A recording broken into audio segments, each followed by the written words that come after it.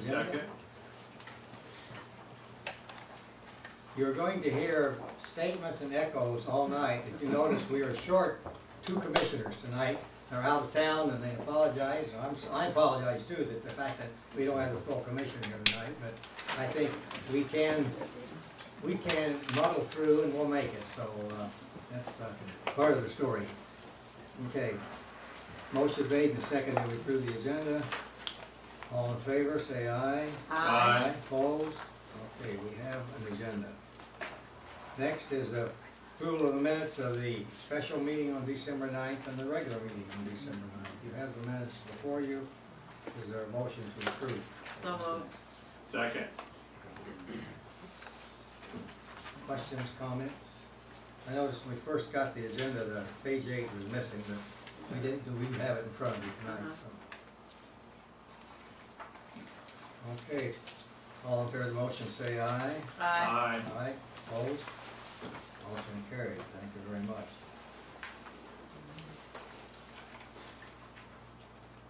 No specific communications this time, but county commissioners' remarks. Commissioner Zach. Good evening, everybody. So I've been on a couple-week break, and tomorrow evening I will be officially sworn in for my 7th term as your county commissioner. And so I am going to be serving on Finance Committee again. I will be serving on Human Resources. I also will be an appointee to the Area Agency on Aging, so I'm back to senior issues, as well as SEMCOG. And if you have any questions for me, and I will see you next month. I don't have much to bring to you because I've been on, a break for a couple of weeks. Okay, Any questions? any questions for Commissioner? Thank you very Thank much. you. We appreciate you coming and trying to keep us up to date on what the county is trying to do to us or for us. All depends on. Well said. Okay, this brings us to a point of public participation to talk about. If anybody has a question that's something that's not on the agenda tonight? Okay, seeing none, we'll close public participation. Tonight we have 2 items that are fundamentally presentations. The first one, which the city manager of Oak Park and an economic developer are going to talk to us about perhaps joining in with a strategic economic development plan and the joint corridor study for Oak Park, Huntington Woods, for what they're doing for development. So, Mr. Tungate, would you please get up and start us off? Yes, thank you. Well, good evening, and first I want to say greetings from the city of Oak Park. For those of you that don't know me, I'm the 2.5-year-old city manager. You look older than that. Yeah. You've been the city manager for 2 years. 2.5 years, and I tell Amy this, it's like dog years, so I'm a lot older than I probably really am, something like that. So I wanted to introduce Kim Maroney, who's our economic development manager. But before I do that, I want to talk to you. I've never had the pleasure of being able to present to you before. The city of Oak Park, I want to set the stage for how we arrived at this economic development strategic plan, this recommendation. So the city of Oak Park, we have gone through a tremendous amount of financial constraints. We have cut a whole bunch, millions of dollars out of our budget in our operation. We have found new sources of revenue. And we said to ourselves about 2 years ago, shortly after I arrived, that we can't just be reactive to the marketplace. We have to look at ways to grow our community. And so we said, let's engage in an economic development strategic planning process. And so we did that. We set up a subcommittee of council, and we set out to hire an economic development firm to come in and provide a whole series of recommendations. So after a year-long process or so, we came to a final recommendation, and part of that recommendation includes a corridor improvement authority that we would set up in the city of Oak Park and along 9 Mile Road, along Coolidge, parts of 11 Mile on our side, possibly other parts of the city. The point of our corridor improvement authority would be not only to redevelop some of our key parcels throughout the district, it would be facade improvements. We know that some of our storefronts are aged. And it would be also to find strategic partnerships. And that's why we're here tonight. And Kim's gonna talk about the possibility of a strategic partnership with this city through this city council. So Kim, why don't you come on up and give them a quick and dirty, we have some slides I think we're gonna. Yep. Good evening. Thank you for allowing us to come here tonight to discuss this with you. So we wanted to give a little background to everybody on what a corridor improvement authority looks like and our partnership, hopefully, with Huntington Woods. So the purpose of creating the corridor improvement authority, Eric mentioned a few items, but it allows us to make some public improvements and do some redevelopment along that commercial corridor on Coolidge. With you being right across the street from us, we want to make sure we're working together, so when we talk about maybe doing something along Coolidge, whether it's a road diet or creating bike lanes or connectivity between the two communities, that we're partners together in doing that. It also allows us to create a TIF, which is a Tax Increment Financing Authority, and that allows us to get tax capture to go towards any improvements that would be part of the plan. So there's a whole list of CIA qualifications, and we've gone over those in depth with Amy, and I provided them ahead of time. I don't know if anybody had any questions in regards to it. One of the main things is you have to be at least 50% commercial properties, and we discussed not including the residential on your side of Coolidge to make sure that we reach that goal as well as the ones on our side. See, it does include the residential? as No, far as the Amy, area? and this is something you can work out amongst yourselves, but Amy kind of envisioned it that it would only include the commercial properties in the Huntington Woods portion. Yeah. One thing that you would have to do is make sure that you allow for mixed use on the properties that are included in the district. And the other item that you need to make sure you do is make sure you do permitting processes in an expedited manner. So those are kind of two of the main things that the county looks for, and also with creating corridor improvement authority. So the board composition, we would have representation from both Huntington Woods and Oak Park on the board. They are mayor-appointed positions. 2 must be residents within the district, 1 from each community. The rest would be people that own businesses or own buildings within the district. The tax increment financing portion, I'm not sure how in-depth you want me to get here, but I'll just give a brief synopsis of that. So when the district is established, let's say in this instance, the example we have up there, it's valued at $10 million. The tax that the community receives, let's say in this instance, is $300,000. After the TIF is created, the Corridor Improvement Authority, after all the development's been made according to the plan, let's say the value of the new authority is worth $30 million. That additional $20 million is what the Corridor Improvement Authority captures in the taxes, so that would be the $600,000. So you want to make sure when you put your plan together that it's within its means, first of all, and the second item is if you don't plan to use all the funding that is generated from the TIF, it does go back to the taxing jurisdictions. And this is just kind of a table that we had put together based on the numbers Amy gave us for Huntington Woods. Just kind of a capture, looking at it at 10 years, 15 and 20 in your grand totals. One thing that this tool allows you to do is to capture taxes within the county that you normally don't get to capture. So it is a small portion in reference to Huntington Woods portion, because there's not a whole lot of capture that we're collecting here. On our end, it is quite substantial, as you'll see in the next slide. If you look at just for the county capture alone over a 20-year period, we're looking at $549,000 that we couldn't collect otherwise without the Corridor Improvement Authority. Other funding sources could be from grants and donations that the authority could receive. Possible projects that we kind of talked about and benefits of doing it would not only to create a symbolic and strategic partnership with Huntington Woods, doing streetscape and infrastructure improvements along Coolidge, creating a facade improvement program, as Eric mentioned, to kind of update some of the facades within both of our communities or redevelop the properties to uses that would be better used today. The non-motorized pathways, I know you've identified that in your new master plan that you just adopted, that's something that you wanted to make sure you include. Public parking, creating and improving parks that you have.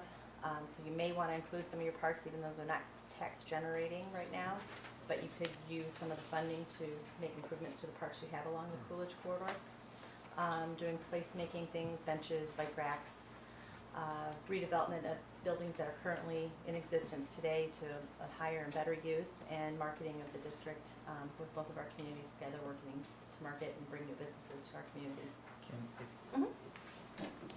So, and I think, these are general examples, so we could talk about, let's say, and this is hypothetical, but let's say that we looked at Coolidge and we said, we want to make Coolidge more walkable to the residents on both sides. So what kind of example, we could both work on the infrastructure together? Yeah, and that'll come when we create the actual development plan, working together. So some of the things we could do is, we could do a road diet.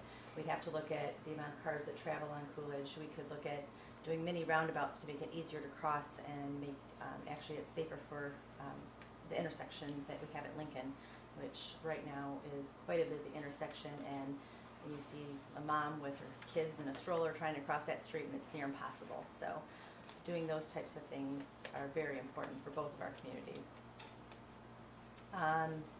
Couple examples of some of our outdated facades here.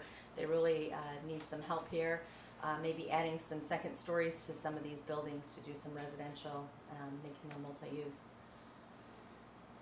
And the next steps, if you do decide to move forward with this, we would work together, and we would get approval for both of our cities to do a resolution to create the Corridor Improvement Authority. We would hold a public hearing in order to do that, and after 60 days, the City Council will consider whether or not to establish it. So first you decide if you want to proceed, then after 60 days and having a public hearing, then you can decide whether or not you want to adopt it. We don't have to have a plan in place at that point. Once the resolution is adopted, then we can move forward with creating our development and TIP plan together, because that is a lengthy process and it takes some time. The county will opt out initially because they only have 60 days to do so, and that's their standard practice.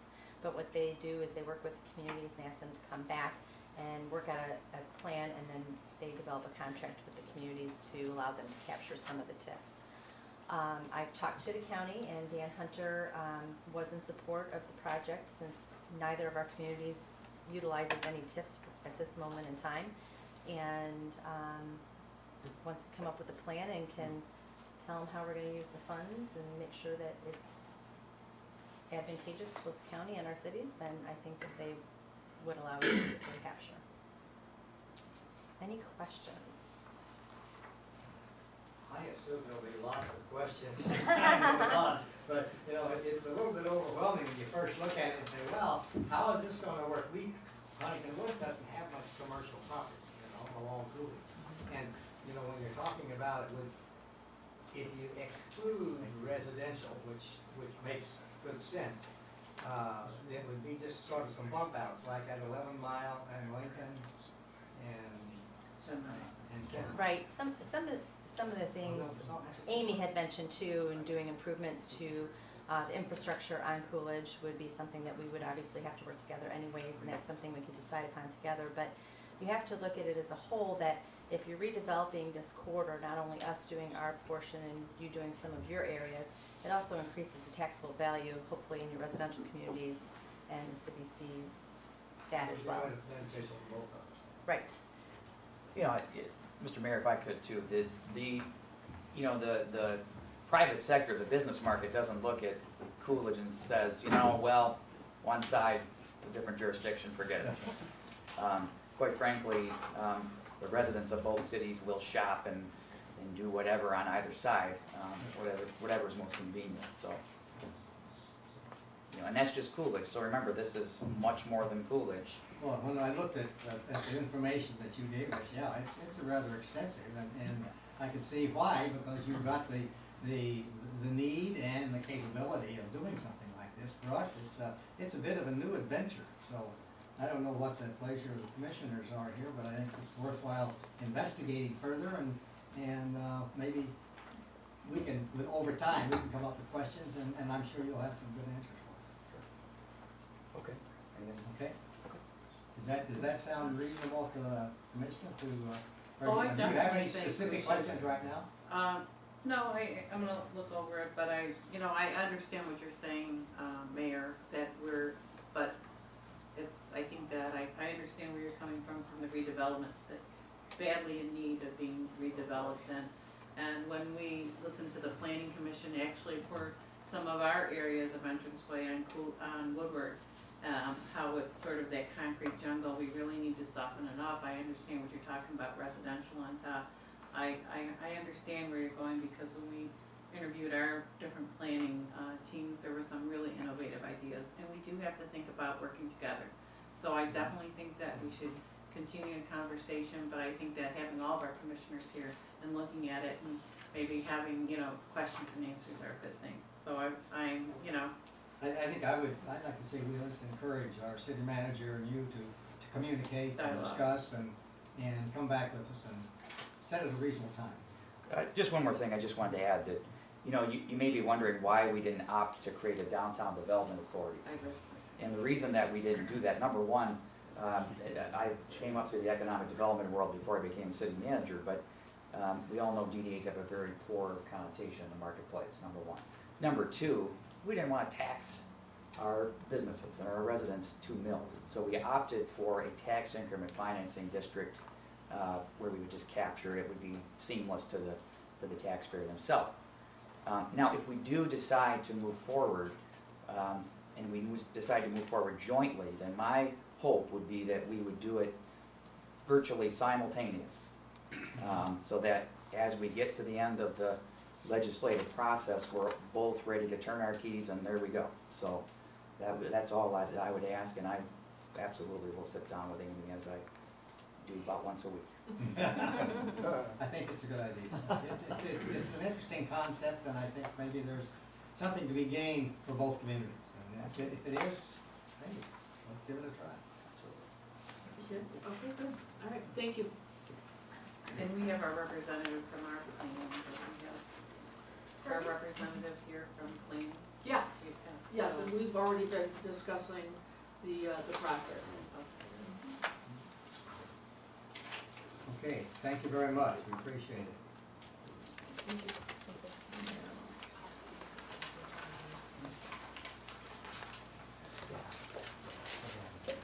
The next item on the agenda then is a discussion from a presentation from our friends at the zoo to talk about noise issue in the zoo and what they're doing and how they're doing it and what their thoughts are. So if you gentlemen would come forward, the floor is yours. Good evening. Paul Good, Community Government Relations. Jerry Van Acker, the Chief Operating Officer at the Detroit Zoological Society. So good evening. Oh, we can control. First, I'd like to thank you, Mr. Mayor, and the commissioners for Yeah, there you go. for giving us an opportunity to come before this group.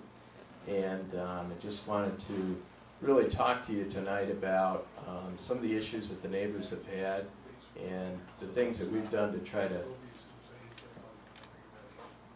rectify some of the noise issues primarily, and really learn from you all what we can do to become more sensitized to what some of the issues are, and to cooperate as a good neighbor. And that's really why we're here this evening, to see if we can make some headway in working well together. As our cultural institution, being right next to and close in proximity to many neighbors that are residents of Huntington Woods and Royal Oak for that matter.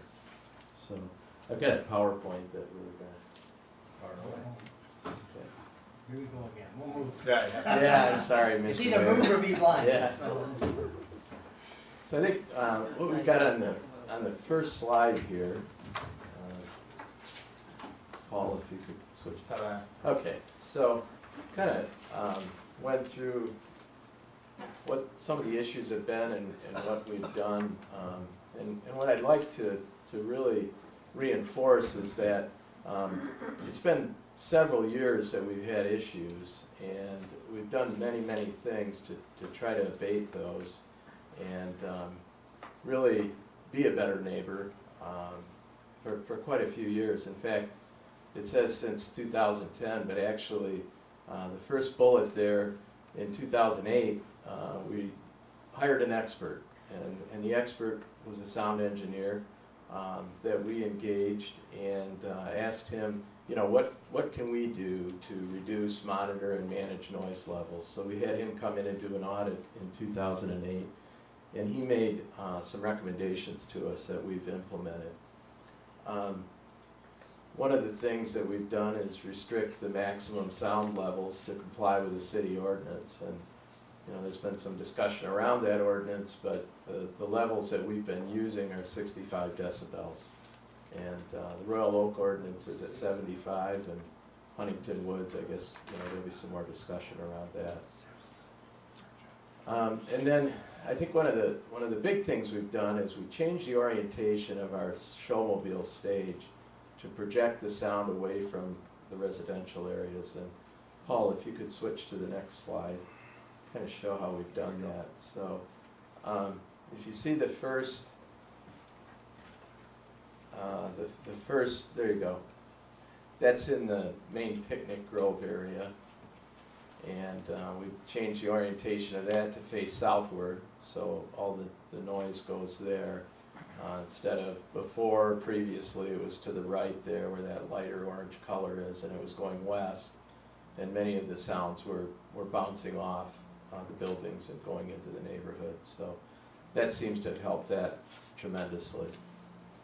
And then the second thing we've done is the second orange area there next to the Ford Education Center. And it's actually in the location now to the new events pavilion. And that now faces to the east, where previously it was facing north.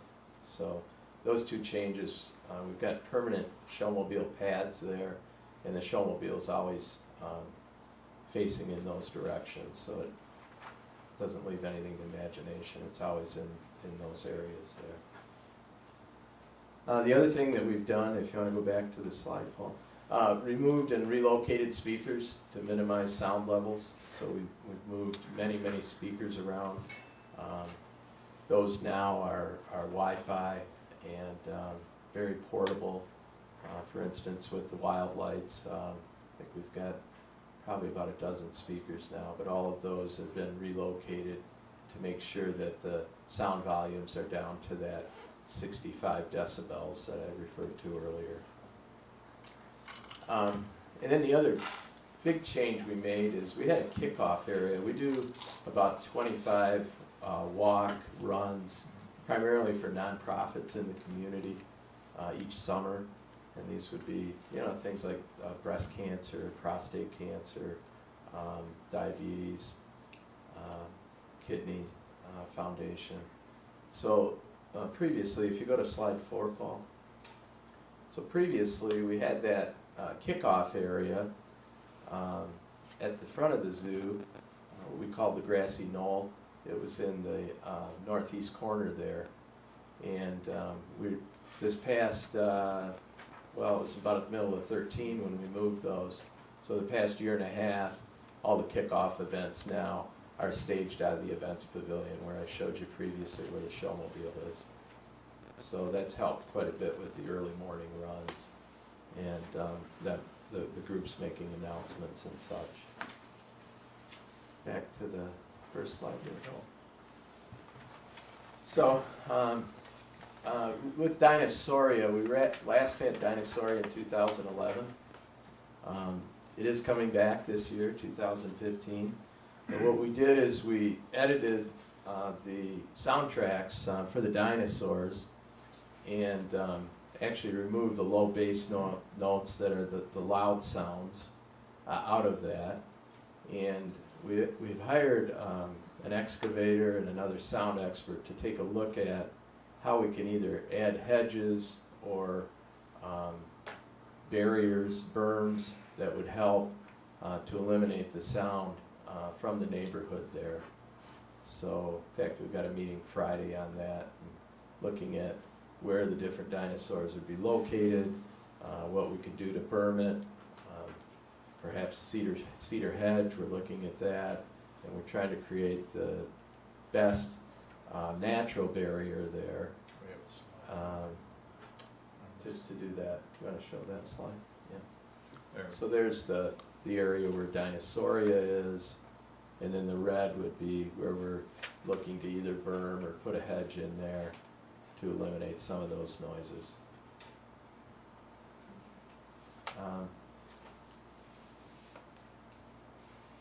And then we reinforced the minimal requirements of the noise levels for all of our zoo visitors, so they know, what's expected. And then, in fact, in our contracts for different events, we actually list the decibel ratings there and let them know if any tickets are issued, or if we get any problems with the police or any of the officials, they'd be responsible for those tickets. And that gives us some real leverage to make sure that when there are events in the zoo, that we have some leverage to make sure that we can turn the noise down on those. I think that was it. I don't know how much further we go. I think, so, I guess the couple things I'd like to kind of remind the commission how the zoo's structured. The zoo is funded, about a third of our annual operating budget comes from $500,000 from the residents of Wayne, Oakland, and Macomb counties. And we have a responsibility as a cultural attraction to make a cultural attraction that's interesting and that people want to come to and participate in, as we want our neighbors to participate in. We would love to have 100% membership from our Huntington Wood friends and neighbors. Currently, as I guess 23 or 2,400 households in Huntington Woods, and we have 647 members. I'd love to have 2,300 members or 2,400 members. So, but we've got to provide a product that everyone enjoys and believes in. Now we have 125 acres, so we've got a good amount of property and land, and we want to be sensitive to the needs of everyone that surrounds that. Economic impact, the zoo provides $100 million a year. We just finished an economic impact study this past year for the community. So that $100 million affects property values. It affects the wealth and really the vitality of the community, and we think that's very valuable as well. The Detroit Zoo is typically, in most studies, it's in the top 5 or 10 zoos in the country. So we run a great zoo, we're proud of that, and we're proud of the way we manage, but we want to make sure that the people that surround us are happy with the way we manage as well. There's been some discussion too, and I've got Paul, if you want to, around the master plan and how some of our future planning will affect, will affect the neighborhood. As many of you know, a master plan is it's really a dynamic plan. It's nothing that's out set in stone. I mean, it's still evolving as we speak. So we can, take input from the neighborhood and make adjustments as necessary. Some of the conversation's been around the tram route and how that would work. Tram route could be adjusted. The trams that we're purchasing now and what we're looking at are rubber-wheeled electric vehicles that are quiet. I mean, they don't have loud engines or cause a lot of commotion. But that route's not set in stone either. I mean, that can be open to input. And the purpose of the tram, can you just, I thought you were maybe gonna say that. The purpose would be, Paul, if you can show on the south side of the zoo, as most people that have been there would be familiar with the train. So the train runs from the front, which would be the front southeast corner, back to the northwest corner. So the tram would connect the northwest corner to the northeast corner, or thereabouts. So that would be the purpose of it. So that's our master plan. And then what we'd like to do is, and we've talked with Amy about this, is to have a town hall meeting at the zoo. We've got a date set of February 13th at 6 p.m. And that'll be in the Wildlife Interpretive Gallery. And we'd like, Amy, if you could get the word out, and then we could have some more public discussion and a public forum where we could take questions and hopefully have some really robust, good interaction there, and listen to people and try to react to what the issues are. We'd like to talk a little bit about future plans also, kind of set up what we anticipate occurring in this next year.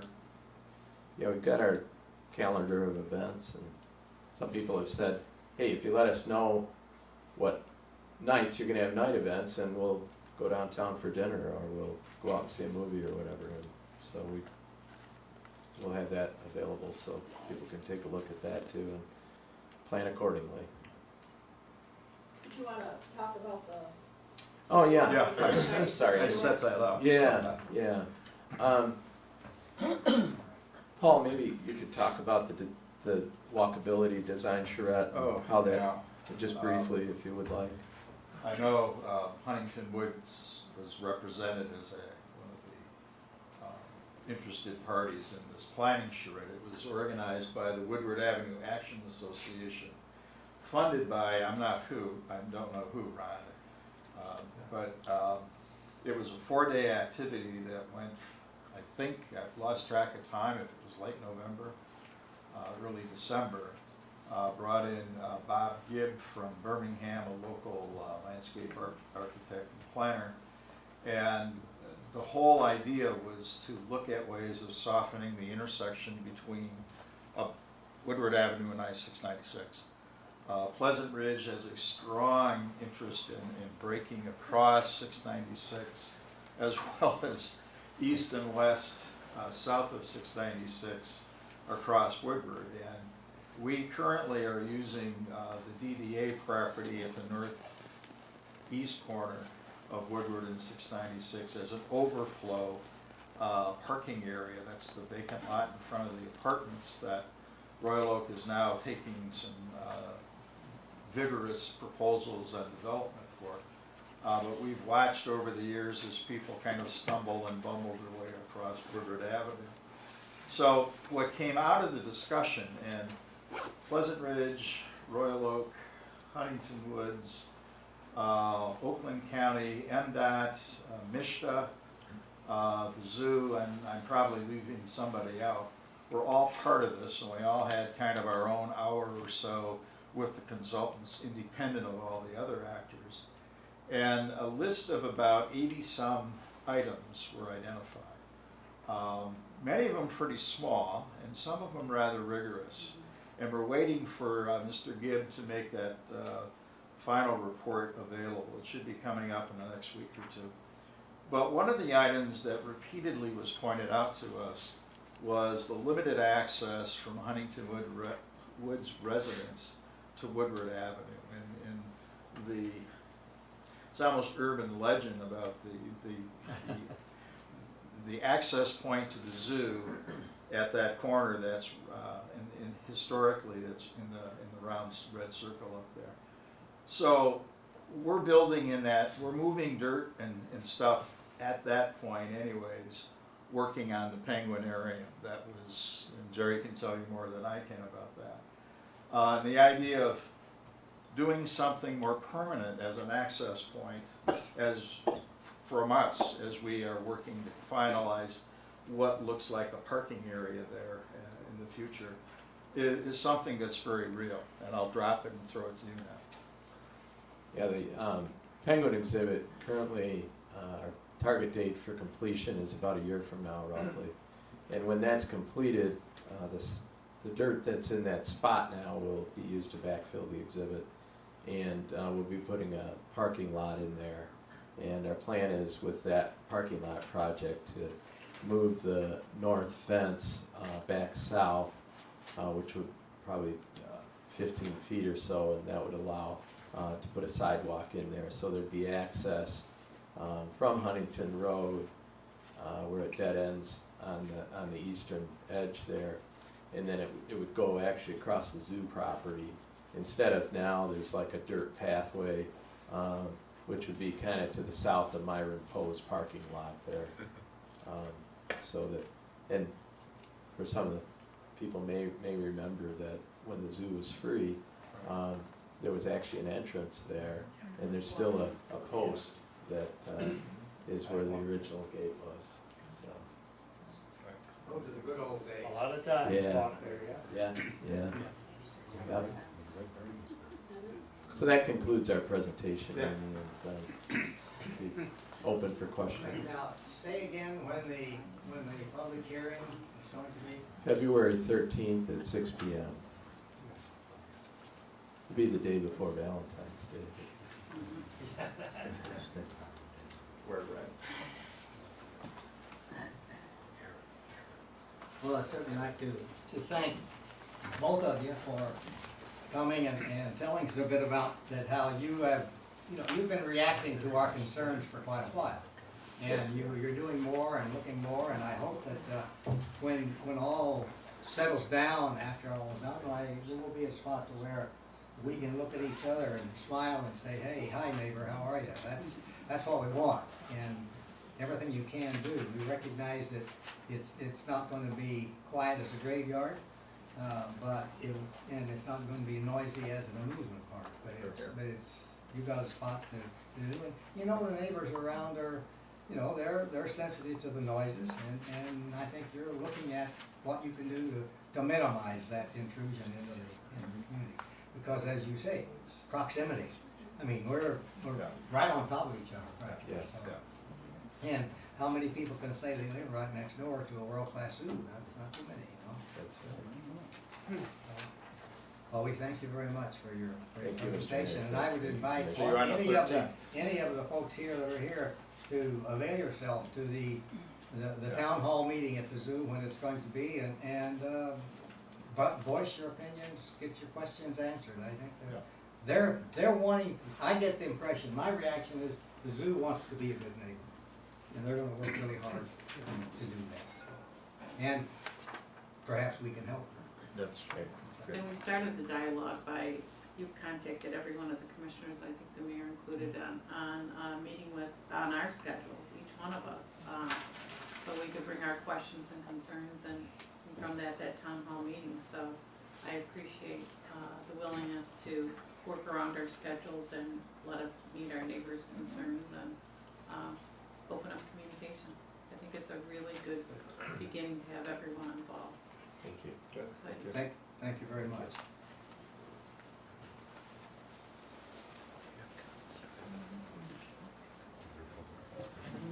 Okay. We have public participation, please? This is not the time for public participation. If there was an issue on the agenda, then shouldn't there be public participation? Well, this is not, the main dialogue that you want to have will be with the zoo people when you're at there, but okay, we'll give you a couple of minutes. Yeah, I mean, I think it's, I think I actually, I mean, by order, I should have, right. I also want to thank the zoo for coming out, despite several years of trying to contact them and have this dialogue. I'm glad that they finally decided to have it. Unfortunately, the relationship that the zoo has with the city doesn't reflect their attitude towards the neighbors themselves. And that's important to remember, especially when we think about how much tax money the zoo pays the city, which is zero, right? There's zero revenue that comes in from the zoo into the city. In many ways, they're actually a net loss. And I want to make sure that as we move forward, that the citizens' interests are held prime in this. I appreciate that the zoo has turned a stage, has turned a speaker. Some of what they said isn't exactly right. It's kind of hard for them to meet noise levels, for example, from our old ordinance that said that there shouldn't have been any amplification. They were meeting Huntington Woods noise and not, I'm sorry, they were meeting Royal Oak noise and not Huntington Woods. Our concerns are about cooperation and balance. Limiting the noise hours, not to begin at 6:30 in the morning, not to go to 11:30 at night, not to double up events that end at 11:30 and then begin at 6:30 in the morning. To actually not have a lot of these events amplified. For example, the Winter Lights. If you remember just 3 or 4 years ago, that was a non-amplified event. Something that the Oregon Zoo did as well, something that the National Zoo did until last year. Very successful events. It's very easy to turn a switch on and have music play. And they can think that they're limiting it. But in fact, these are impacting Huntington Woods residents, Huntington Woods kids. And that's why I presented a revised noise ordinance that hopefully you all got. Did you all get a copy of it? Yes? Yes. Okay. Yes, So right now there are actually no restrictions on amplified noise for the zoo, which is unsustainable. And I want to make sure as we move forward that we have Huntington Woods residents' interests prime, and also that we can help the zoo go forward as well. I have a compromise proposal that essentially allows the zoo to have events, as many events as they want. Remember, this year they're having around 1,200 hours of amplified events, which is the most that they've ever had in their history. And to allow them to have those amplified events, to have events, but not to impact the Huntington Woods community. That is to have limits on the volume and also on the hours. It's exactly what the zoo asked for in the spring, and it should meet the concerns of the residents. And it also matches the ordinance of every other major residential zoo. If you look at Nashville, the Nashville Zoo, for example, the Denver Zoo, the Oregon Zoo, all of them are able to live under the city ordinances that do not exempt them. So there's no reason for us to go above and beyond. It's okay to tell the zoo not to have amplified events. They're going to be just fine. And we'll be good neighbors. So I'll leave it at that. Okay, thank you. I think there are some other citizens that would also, if you have a minute or two, who would also like to. Well, wasn't to be a public hearing. It's on but- the agenda that it is. Pardon? It's on the agenda that was distributed tonight, But, that if you had public comment, to wait until it was on the item. And at the beginning, when she asked for okay, public talk, participation. come on, we'll give you about 3 minutes, all right? I'm sorry, I didn't mean to defrost. Well, Can I'm you- sorry, but my name is Janine Aarons, and I live right next to the zoo. And I have met Aaron. Yes, my address is 25400 Hereford Road, and I am a Royal Oak resident, and my children go to Burton Elementary. Okay, I know Jerry Van Acker because I have spoken to him and I have been to zoo meetings. And since I have owned my home, the zoo events have become increasingly more and more. Where, my kids get woke up, we have to wake up at 7 o'clock because there is someone with a speaker and very loud noise and they can't sleep. Zoo Boo, which used to be the only nighttime event except for their annual event, which I always do either leave town or go out to dinner because I appreciate that they're trying to raise money. Zoo Boo is now, going into the night, and the light event is not just on the weekends. My kids couldn't get to sleep this winter to wake up for kindergarten because the music was on. And even though it's Nat, King Cole or whoever it is, it's music on a Thursday night right next to our residential neighborhoods. And even though Mr. Van Acker has my phone number and my email address, he never informed me about these public meetings. Mr. Good doesn't return telephone calls. And so I don't know how, I was surprised to hear all the flowery language about how cooperative they are when, Mr. Van Acker has certainly been responsive to me when I have called lately, especially when the Zubu music wasn't turned off. I had to call the Royal Oak Police at 1 o'clock in the morning because I couldn't go to sleep listening to the Monster Mash. and ghoul noises that were amplified right next to my home. Public safety didn't know how to turn off the Wi-Fi speakers that he just spoke of. They are so uncoordinated in what they do. And I don't find it to be entirely genuine that they're doing everything they can do when now the amplified events have increased many-fold. When I moved next to a zoo, expected that I would hear some activities from people enjoying the zoo, not that I would live next to what seems to become the next concert venue. And it's not a family environment when I can't sleep, my kids can't sleep, and it's not just a one-time thing, and I am a member of the zoo. I have been since before I had children, and so while I get some cooperation, it's only after I have been vociferous in my complaints. And so I find it really interesting that now there's a meeting that I hadn't even known about until I came to this meeting because I was invited by Mr. Reddish. And so I just wanted to take everything that you hear with a grain of salt and know that while I do enjoy living next to the zoo, it's not supposed to be a concert venue. Thank you. I have about 2 minutes. Addressing something that Mr. Van Acker stated, and that was Excuse me, the get your name and address. Rosemary Wallach, W-O-L-O-C-K. My address is 7900 Huntington, and that is also Royal Oak. And I have been involved in doing some monitoring there because this is what it came to. I had to get myself a sound monitor so that I could monitor how much noise was coming out of the zoo. And I was monitoring the early evening from 6:30 to 8. There would be concerts there every Wednesday. And so I would monitor it, and the noise would be excessive, and then I would call public safety, and they would send out an officer, and we would coordinate, and he would say, yeah, okay, his meter agreed with mine, and then he would go back and fix it. So, I mean, this is very, very consistent, and that happened on other times, such as the kidney walk, and I'm telling you, these walks can be so noisy, it's unbelievable.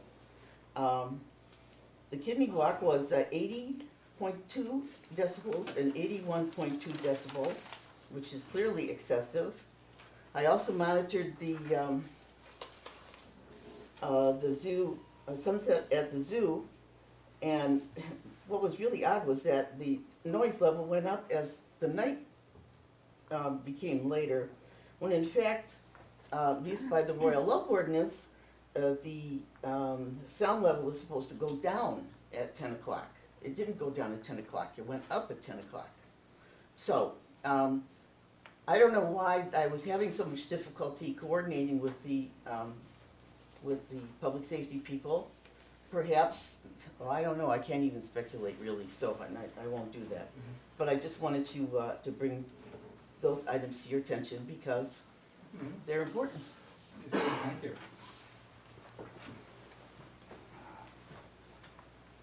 I'm Ken Zeno, I live on Huntington. I'm also on the Board of Review, and I donate the stipend back to the library. I kind of stumbled in here on December, and I thought I was at a meeting of the Zoo Board, not the Commissioners of Huntington Woods. So and there were several comments made that were quite disturbing to me. First, I would remind you that you're here to represent the citizens and taxpayers of Huntington Woods and not facilitate the zoo expanding and continuing to do harm. That's one. Two, the argument was put forth that since the train was always there, the implication is it's okay to put a tramway along the property line. My position is simple, move it. Move it to the inside of the zoo. The walk. You shut down my road last June 3 times, including on Father's Day. All right, I couldn't have my annual Lamont party. I really think if they want to continue to conduct walks, those people from outside organizations should walk around the zoo and leave our roads alone. You've also created a special zone on construction noise that I'm told none of you live in, and you have singled out one group of citizens for demonstrably worse treatment. So I just asked, and now you've got in front of you what looks to be a very good noise ordinance. But I would also stress that there obviously is two levels of conversation going on here. Good is extremely difficult to work with if he returns phone calls. And we don't have a forum, except for you. You're our last line of defense. And this, now that they're in trouble, and the community is increasingly organized on this, now they're gonna say anything. But we need law, as the Esquire probably understands, to protect us, so they just don't come in here, say one thing, and go and do what they want. So with that, thank you for your time. Thank you for taking this into consideration, but this is a serious matter. We consider it that too.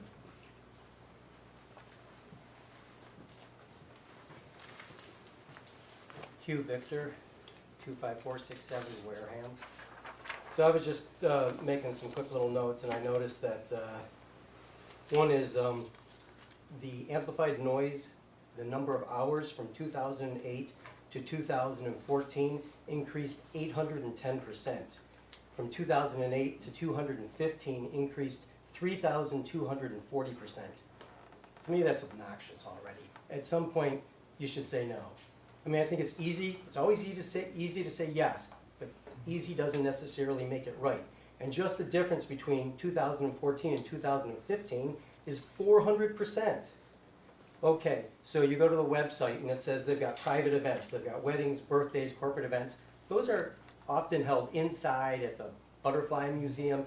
You know, if they want to keep having parties or single events, why can't they have them inside? When you go to the website, it says, let's see, there's the Zoo Brew, Zoo Mance, Wild Wine. This is not exactly what I figured I was moving next door to.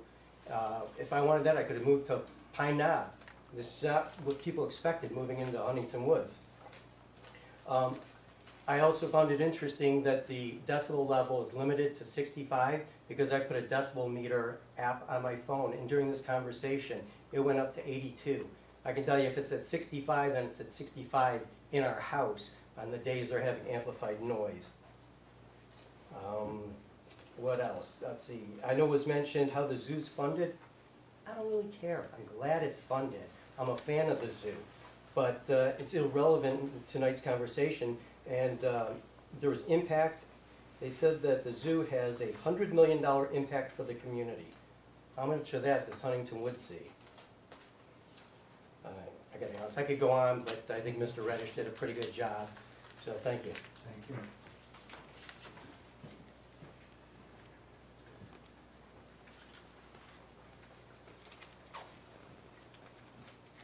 Thank you very much. I'm Jeff King. I live at 8074 Huntington. And I'll make it quick. If you guys want to see this, a variety of opinions, get on Next Door Huntington Woods. You'll see that, I don't know if it's a majority or minority, brought up some issues that they're very passionate about and spoke very politely and very thoughtfully and put them on Next Door Huntington Woods. And there's another group of people here in Huntington Woods who have dramatically different opinions than you've just heard voiced. A group of people that live right in the same area. Some of us live a couple houses from each other. And many of us love that the zoo's next to us. They love that there's activity. We love that there are things happening. We moved to Huntington Woods for that. We're happy that we have that, and we're happy that the zoo does what they do. So you've heard some very eloquent, strong opinions that are upset with the way the zoo is running things. Let me tell you, just get on Next Door Huntington Woods. You'll see there's a lot of us here who pay taxes, who've been here, who live across from the zoo, and love what they're doing. So keep doing the right thing. Don't let some strong voices don't judge everything by some strong voices.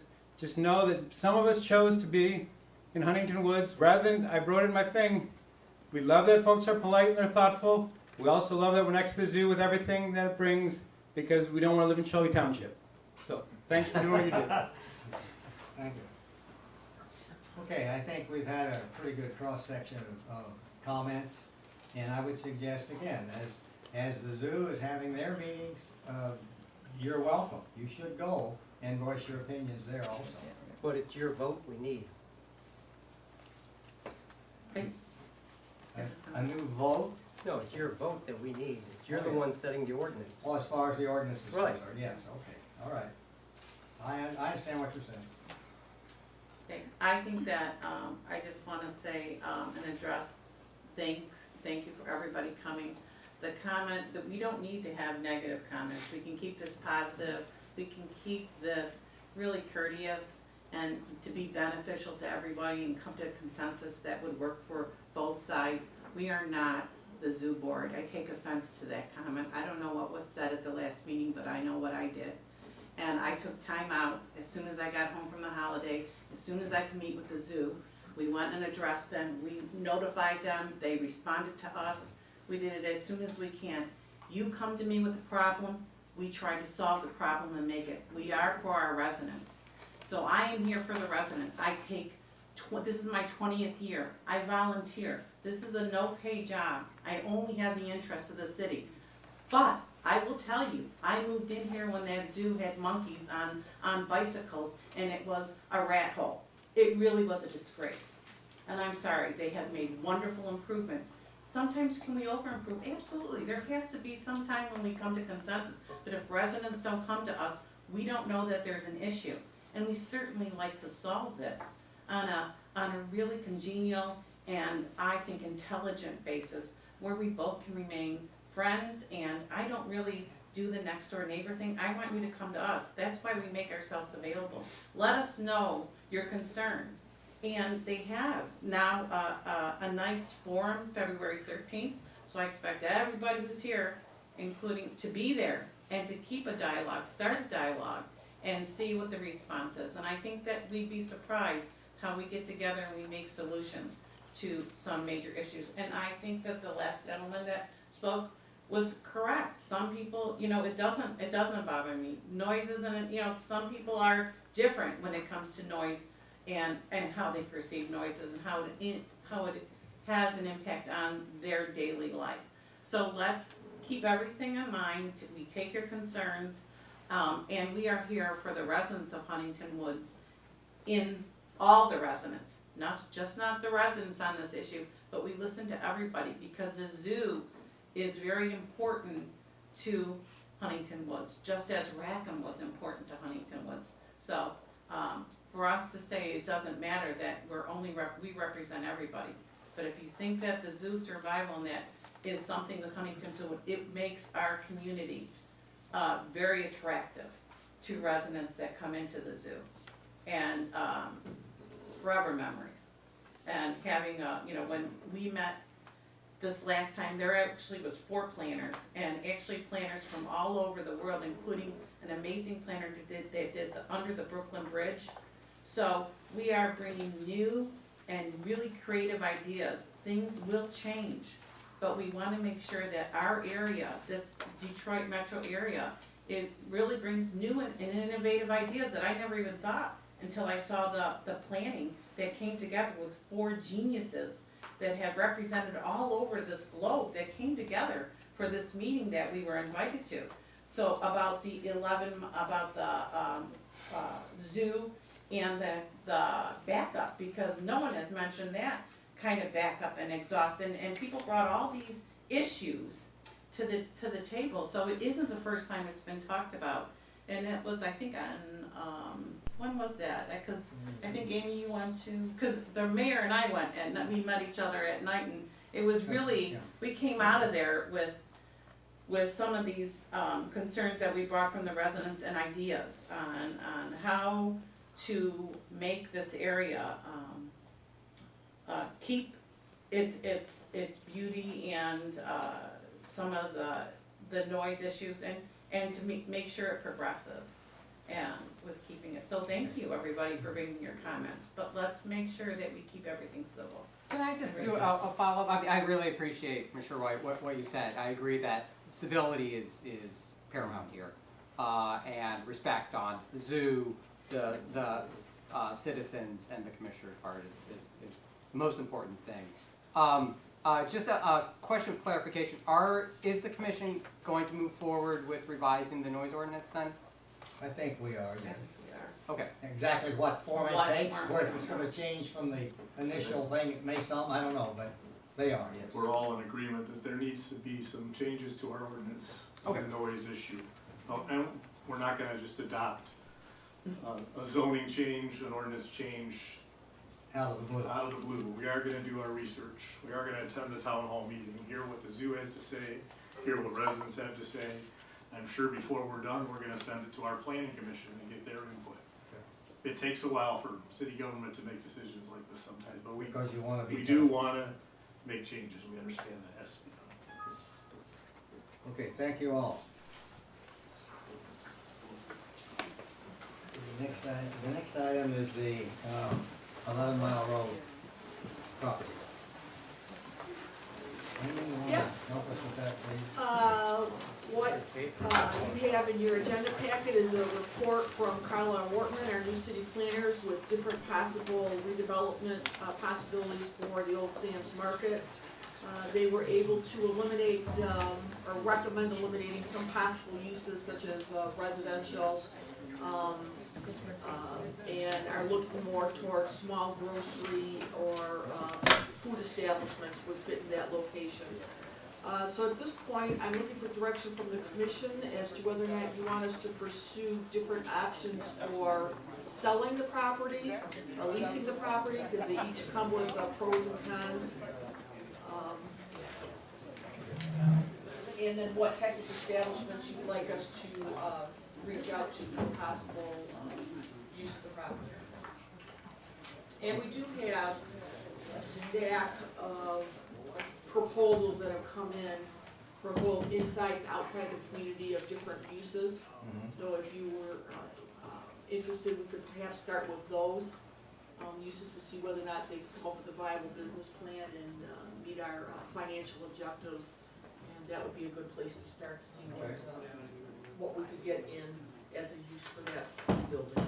So we have some information now, and you say there's additional information that we can get and look at and compare what people are proposing and what makes the best sense, and as well as the economic sense and a well-being sense of that property. Yes, we've got 1, 2, 3, 4, 5, 6, 7, 8, 9, 10, 11 different interested parties that have expressed interest. Some have just expressed interest and didn't indicate what their use was. We have a small grocery store / bakery, chiropractic office, convenience store, teen center, party store. So there's a number of different options that we could look at. What I would like to know right now from the commission is whether or not you want us to start off with exploring selling the property outright first, or are you interested in leasing the property? I would lean more towards leasing the property based on the information that's been presented to us here, whether or not it's feasible to get the lease values that they're looking at here. We need to explore and find that out. Okay.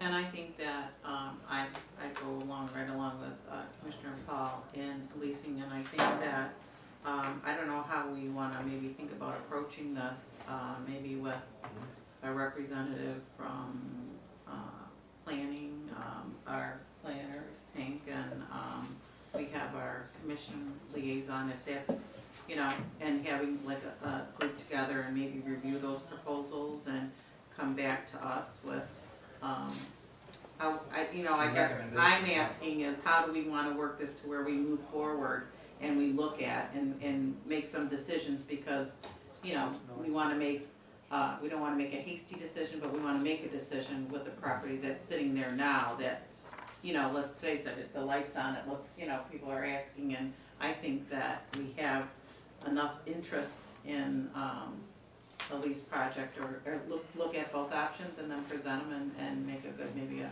mini workshop. I don't know how we would like to go with this. Are there any suggestions? And I think what we're gonna be looking at are business plans from the people that have expressed interested parties to see which ones of them are viable and which ones have the, the market's right for that area, and do a lot of background research on that first to bring together proposals that we think will actually be sustainable. Well, it seems like a reasonable approach to take, that's right, yeah.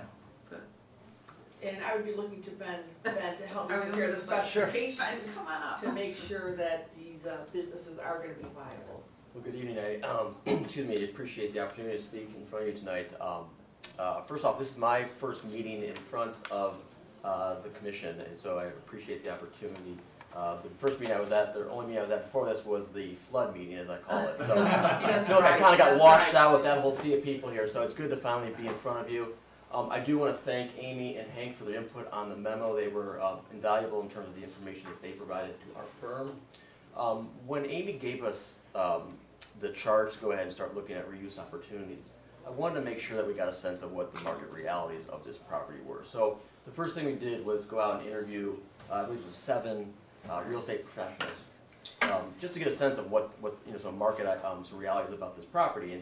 And there was nothing that came out of that we were surprised about. It was pretty much what we thought was what they were going to tell us. They said from a national retailer perspective, it's going to be difficult because of size limitations and location limitations to bring in a national retail tenant. However, they did say that the best avenue to go if commercial was the opportunity that the city wanted to explore would be someone local, a local entrepreneur. So what we really need, we listed 5 options for consideration. There are positives and there are challenges to each one, and each one has different set of circumstances. I think what city manager and I would like to know direction-wise is the fundamental question is, does the city want to sell the property, or do they want to lease the property and hold on to it for when hopefully the market picks up a little bit and we can maybe recoup some of the costs that the city put into the property. And the direction is leasing. Then we would go out and start speaking with some of the proposals that came in to see how viable they are economically and move forward from that perspective.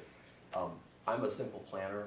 I'm not a real estate broker, so if we do get to the point where we're actually going to start exploring lease options with certain tenants, I would suggest that we do hire a real estate broker or an agent to actually do the deal, because that's not something that we are very familiar with. But I can help you get to the process at which you're up to that point.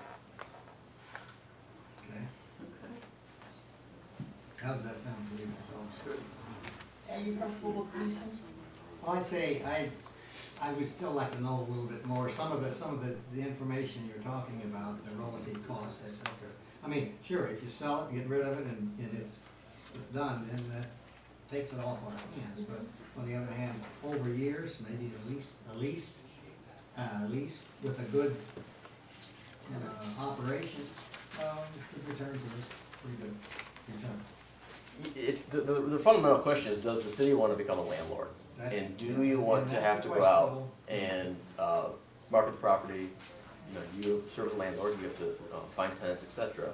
From an economic standpoint, the longer you hold on to it and you can actually find as a viable lease, the better your economic opportunity to recoup your costs are over time. But there are responsibilities that come with owning and leasing property. If you sell it, from what we had discussed with some of the professionals, right now it might be difficult to get what you paid for out of the property. And we thought we got a good deal. Well, assessed value and market value sometimes differ. And this is just what we have heard. Again, I would recommend, if we are in the part where you want to go down the road of selling it, I'd recommend you hire a broker and actually go out and market the property. This is just what the developers told me. Now, of course, they try to find property as cheap as possible, so who knows really what the full value of that property is. But they did say that right now, in terms of getting the economic value out of it, it would be better long term to lease it and hold on to it until you can sell it at a future date. And I think one of my main concerns is for the leasing is that we had such a difficult time. As you know, it was in ruins, and it really was an eyesore for the last 2 years, and it was in litigation back and forth, and we didn't have the opportunity to make any changes. And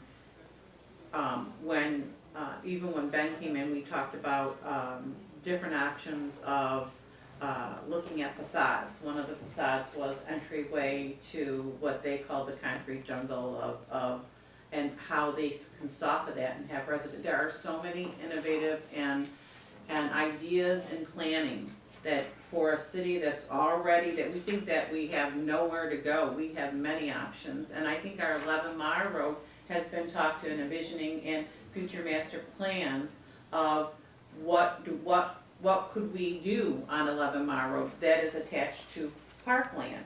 So I think that it's very important that obtaining it was not an easy thing.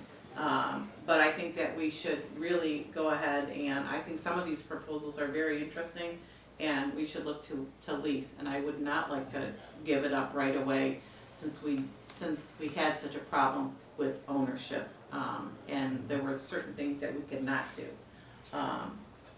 And it was actually time consuming for, Hank and Public Safety to go there and give the tickets and make sure that it really, actually went into, a blight situation, and I wouldn't wanna see that. We have some really innovative ideas. Another one of my questions is gonna be, if we go forward with this strategic economic development plan with Oak Park, can we bring part of our 11 mile into it? Or not, I have no idea, but Is it close enough? is it close enough? Would it help us in redeveloping that property? That's just things to talk about. It's a thought, yeah, right. We'd have to approach them with that and see what they say. Well, it's, to me, there's to sell or to keep. That's really what we're looking at. And before we make a final decision, I guess I'd like to have the rest of the commissioners Oh, hear what they have to say as well. Ben raised his hand too. I'd just like to address the issue about the 11-mile connection. I will note that Oak Park is extending, their proposal does take down 11 miles, so it would be something that we could discuss about extending it. Yeah, they're gonna take the south side of the 11 mile, toward Greenfield. Right. To Greenfield, but And we maybe this might be something that would We be can talk to them about catching it worth a towards thought. Woodward, so that's a good point, and something that we can raise with them when we meet with them on this issue too. Last thing about city lease, the leasing option too is, I know there have been some neighborhood concerns, about people that actually abut, the market, what the future use of that market would be, as well as Berkeley residents across the street. Leasing it does give the city the control about the short-term and long-term use of that property too. Rather than selling it, then you turn it over and it's open for the market and zoning. Right, So and that's there's sort more of- control from a city standpoint by leasing as well. So would the consensus be to bring this back to the agenda in February? I think so. I would think, because we want, definitely on a decision like this, I think we need a little bit more information, we need to go out and, we need a full commission here too. I don't think they appreciate it if we make that decision while they were gone. Yeah, but I would say this one. Even though we know we're both into leasing, so I think that we know where the vote would be tonight. Yeah, a motion to the table until the next meeting is in order. I'll make a motion that we table, the decision and in the meantime, have, view more options and about leasing and selling and get more information. Second. So by the next commission meeting, they come to us Yeah. and we'll make a. Okay, all in favor, say aye. Aye. Opposed? Motion carried. Thanks very much. Thanks, Ben, for your work. Thank you. City manager, is that sort of Well, what you were he looking at? basically did do the pros and cons of both selling and leasing. Uh-huh. So I'm, unless you have other questions or other thoughts for him to explore. You know, the only thing that I might be able to do between now and next meeting would be to firm up a little bit of these rental rate numbers that I was receiving. But other than that, I don't know what information that you would need to make this decision that I can provide between now and the next meeting. But we can start going through some of the 11 proposals and really start flushing those out. That might be more useful use of our time. I think that sounds good. That sounds like a good Okay. thing. Okay, the next item is appointments to boards, commission, committee appointments. We have quite a few places that are open still. Beautification art, public art, beautification tree advisory board, there's 3. The library board has 1. Community fund board, we're not quite sure yet. Board of review, 1. The ethics board, environmental advisory board, there's 2. Parks and Rec, I think we could probably fill that tonight. I think Bob was gonna make the Yeah. motion. So what's the pleasure of the commission at this point? We did interview 2 people. Mr. Mayor, we did have a couple interviews that we conducted prior to the meeting tonight, and I would make a motion to appoint Beth Radner to the Parks and Recreation Advisory Board for a 3-year term, and Mel Erdos to the Advisory Emergency Task Force. And can you do the reappointment for Parks and Rec at the same time? Yes, we got I can. Mike Tripp reappointed. Also, a reappointment to Parks and Recreation of Mike Tripp. Mike Tripp. Second to that? Second. Second, okay. Any discussions? Hearing none, all in favor say aye. Aye. Aye. Opposed, motion carried, thank you. And I'd also like to get some clarification on one of the boards and commissions, the Budget Advisory Committee. Oh, yes. There had been some terms that were up this year, and I thought that it had been the intent of the commission to kind of downsize that committee because they're not as active as they were when we were in the middle of our financial crisis. I just wanted to make sure that that was the consensus of the commission, because it didn't get into the minutes. I think we had like, 9 members or something like that at one time. We were sort of cut that, the idea was to cut it down to 5, I believe, correct? It has 7 currently, and if you don't make the 2 reappointments or don't appoint 2 vacancies, it would be down to 5. I think that makes sense to me, to do that. I think it makes sense to keep it at 5. That was our intent. That was our. That was the intention, That is I think I just didn't make the minutes. So someone make a motion to reduce the size of that committee.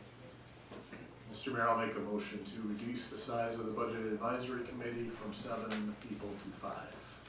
Second. Okay, any further questions, comments? All in favor say aye. Aye. Opposed? Motion carried, thank you. Okay, the next item is we asked for commissioners who wish to go to out-of-state events to get permission because there are funds involved. And the most recent one coming up is the National League of Cities Congressional City Conference in March of this year, so that's a couple of months away. And I know Commissioner Jenks has been going because he serves on the committee, and that's when the committee meets. So it makes very good sense. And I think, Commissioner Paul, were you interested in going, or?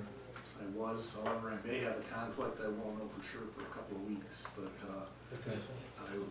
for now, I would like to make a motion that Well, I'm contemplating it. Okay. How about if I make the motion to approve travel to the National League of Congressional Cities Conference in Washington, D.C. for Commissioner Olsman, Commissioner Paul, Commissioner Jenks, and Mayor Gillum. How about you? No, You no, thank you. Subject to everyone's final approval if they can go or not. Okay. Is there a second to that? Second. Okay. Any further discussion? Hearing none, all in favor say aye. Aye. Opposed? Motion carried. Now, the If next Commissioner item. Jenks was here, he would remind us all that his hotel room and conference registration fee would be paid for by the By MML. MML because as a past president, so I'll throw that in as. Again. Saves us a buck or two. Okay, now the next agenda item is the annual work permit for work on state truck line right away. This is just pro forma, it's the same thing that we do every time, and there's no reason to really object to it, I guess, at this point. So, is there a motion to approve? So moved. Second. Any discussion about it? Anybody have any questions? Hearing none, all in favor of the motion say aye. Aye. Aye, opposed, motion carried. Reports and minutes, the only one we have is the planning commission minutes for the October meeting. Any questions or comments? Hearing none, they're received and filed. The next item is warrant 293. Is there a motion to approve subject to audit? So moved. Second. Does anybody have any questions or comments? Tony, is this on the new computer or the old computer? I finally retired the XP, it's on the new computer. Okay. However, this comes off the server anyway, but yes, Okay. thank you. Looks good. Yes, I didn't have any, I usually make notes and make questions, but I didn't see any to make here, so I think we're in good shape. Okay, all in favor of the motion, say aye. Aye. Aye. Opposed? Motion carried. Public participation, another opportunity to speak about something that was not on the agenda. Hearing none, closed. City manager report. Yep, a couple of things coming up, I wanted to let you know about, first, Sorry about that. we'll be closed this Monday for observance of Martin Luther King's holiday. The two new committees that the commission formed as a result of the Flood Response Communication Committee and the Emergency Advisory Committee have both met. The communication will meet again on Tuesday the 20th. Emergency Advisory Committee will meet again on the 27th. And then on Monday the 26th, the Planning Commission will be holding a public hearing on the master plan update.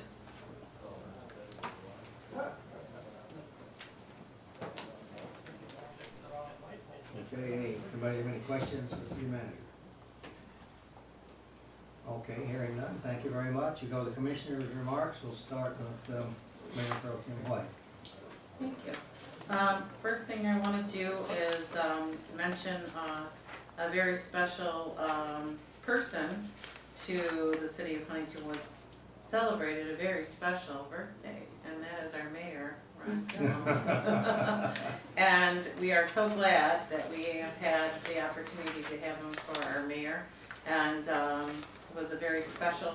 I'm not going to say the number because because I don't know. Some people are sensitive. I'm not, but I like that every year you celebrate a birthday. You're here, you're healthy, and every day counts. But we're glad that we have him, and I just want to say happy birthday. Thank you. So the second thing is that I wanted to review is that there are some really innovative ideas and I think progressive thinking going around with our city, even though it's 1 mile square radius.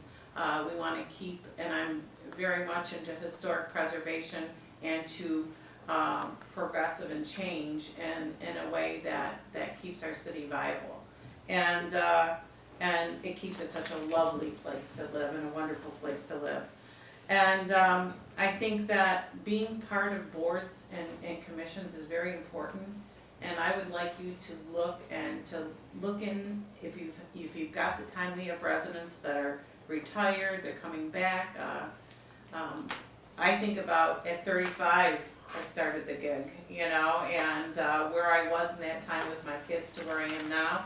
So sometimes we think that we don't have the time, but if you carve out a little time to donate it back to the city, your thinking, your innovative ideas, and if we get a differencing of it, really when you come together to make good decisions of how to go forward is when we have people from all different, from all different professions, including everyone from, I call it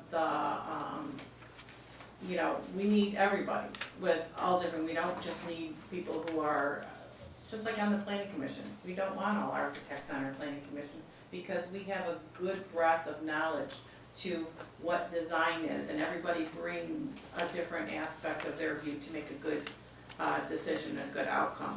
So I think please look, and it's only a small amount of time on these boards, but it's very important that we add to the beautification, the environment, to everything that's on our board, because you are what make the city so special.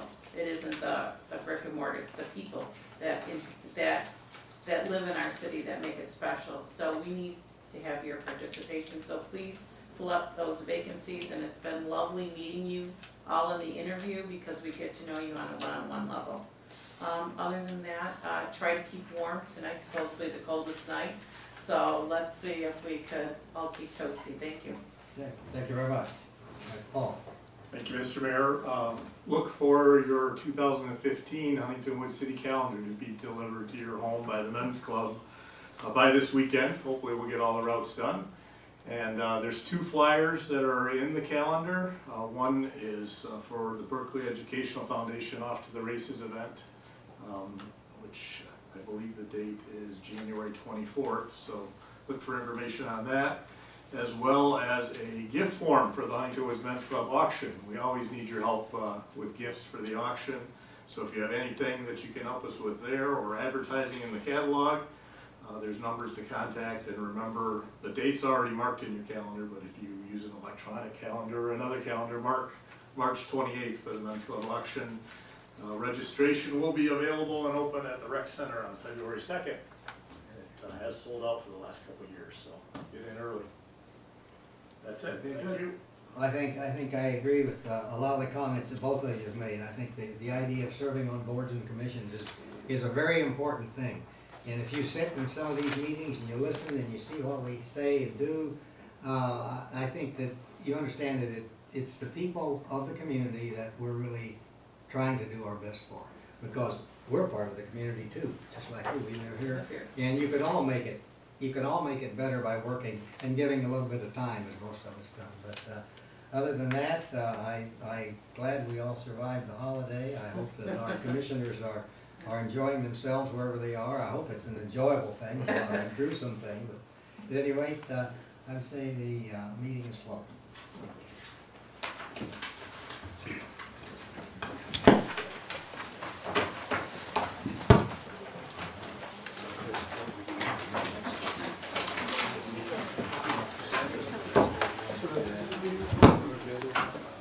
I'm not.